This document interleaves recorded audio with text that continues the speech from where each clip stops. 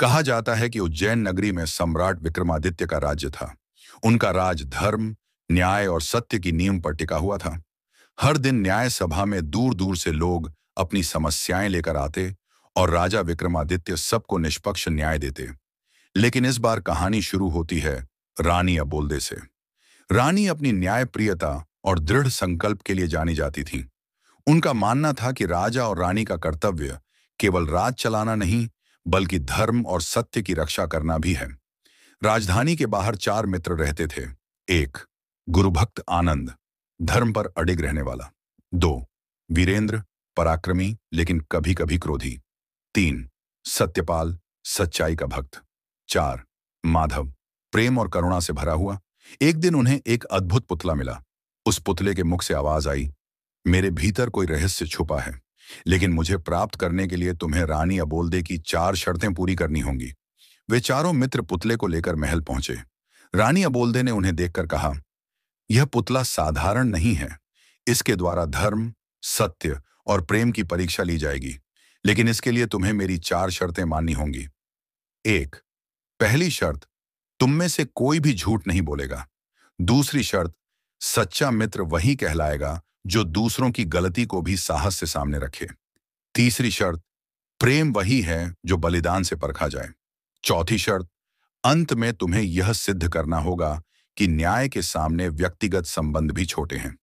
पहली परीक्षा में चारों को अलग अलग परिस्थितियों में झूठ बोलने का प्रलोभन दिया गया।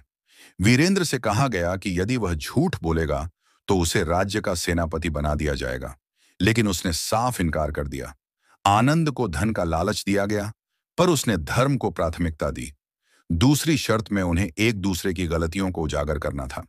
जब माधव ने किसी गरीब को धोखे से छोटी सी वस्तु ले ली, तब सत्यपाल ने बिना डरे उसके दोष को सबके सामने रखा।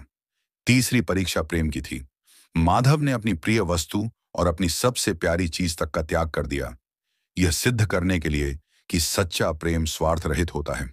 चौथी और सबसे कठिन परीक्षा थी न्याय के सामने खड़ा होना। रानी अबोल्दे ने एक झूठा आरोप लगाया कि इन चारों ने राज्य की संपत्ति चुराई है। अब उन्हें अपनी निर्दोषता सिद्ध करनी थी। चारों ने निडर होकर कहा, यदि हम दोषी साबित हों तो हमें दंड मिले, लेकिन न्याय अपूर्ण नहीं होना चाहिए। उनकी यह सत्यनिष्ठा और साहस देखकर राजा विक्रमादित्य स्वयं प्रभावित हुए। पुतला अचानक चमक उठा और उसमें से आवाज आई, तुमने धर्म, सत्य, प्रेम और न्याय की परीक्षा पास कर ली है। अब तुम्हें शांति और सत्य का वरदान मिलेगा। रानी अबोल्दे ने घोषणा की, आज इन चारों ने दिखा दिया कि सच्चा इंसान वही है जो प्रलोभन, भय और मोह के आगे न झुके।